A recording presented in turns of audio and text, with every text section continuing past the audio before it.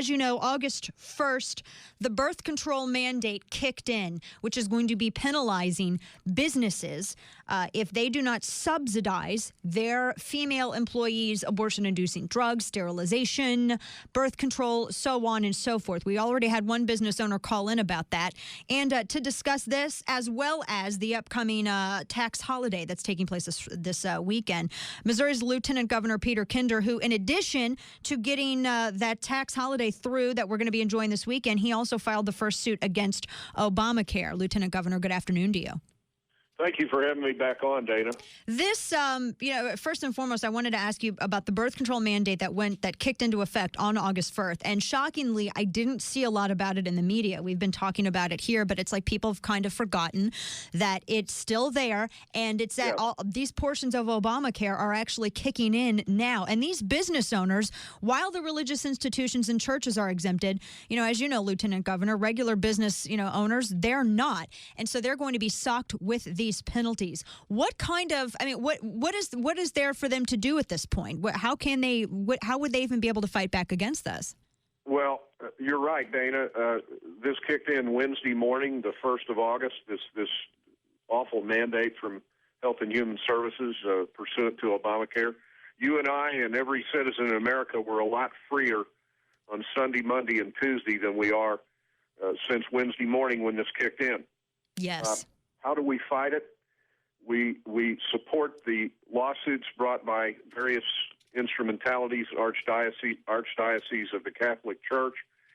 As far as I'm concerned, we're all Catholics now.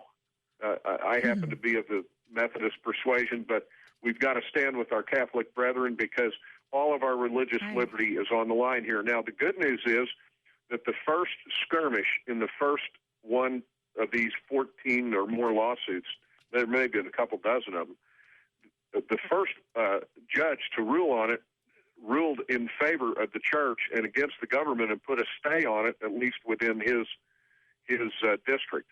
So I'm encouraged that we're going to win. We don't win overnight in the courts. It takes a while. Right. And then, really, Dana, the effect of Chief Justice Roberts' disappointing majority opinion at the end of June in the Florida case was that to throw all this back to the people, where it was always going to have to be decided in any case. Right. We have before us 94 days from today, on November 6th, an Obamacare election, an Obama tax election, and the people will have the final say. And if we elect enough conservatives, if we elect enough Ted Cruz's and other good activist conservatives, constitutionalists, to go with the new president, we will be able to repeal this in the first months of the new year. Yes, and that's something that I definitely has to happen because these fines too with these business owners, it's $100 per employee per day. If they and really, I know Catholics with the birth control with their doctrine, they're very hard hit, but the abortion inducing drugs like the morning after pill that are going to be included, that goes beyond any doctrine, any denomination right there. Yes, tons of evangelicals and just Bible-believing Christians of whatever denomination or no denomination find this morally objectionable. But even if you're an agnostic, you should recognize the threat to our liberty. This is guaranteed us in the First Amendment. And we've never had a government assaulting our religious liberty the way this Obama, Pelosi, Reid crowd is in Washington, aided and abetted and cheered on by the work and the votes of Claire McCaskill. Right.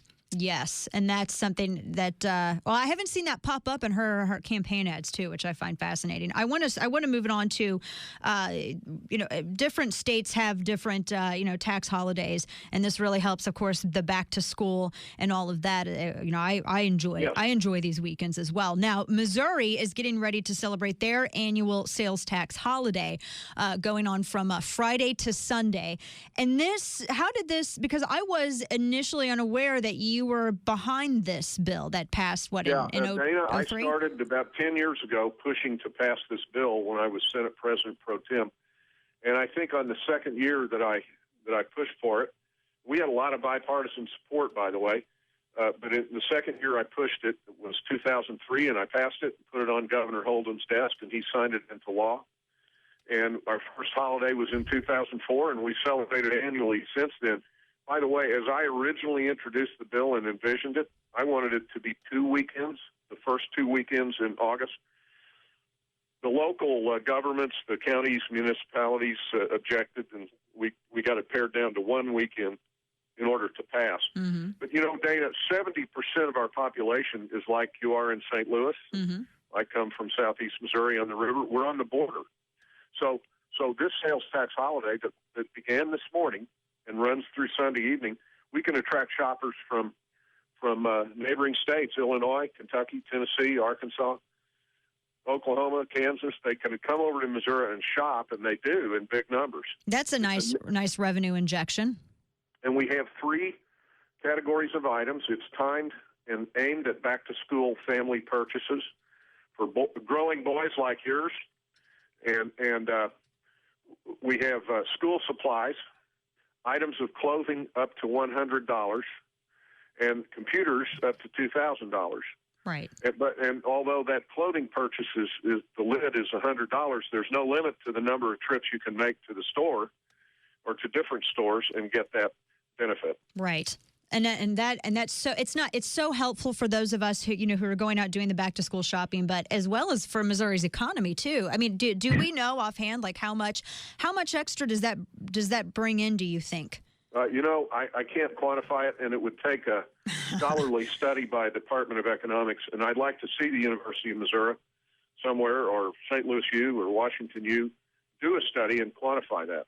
Right. But my philosophy behind doing this, Dana, almost a decade ago, was there are so many things government does to you and to all of us. Here is something government can do for you, a little something. Give you a break on back to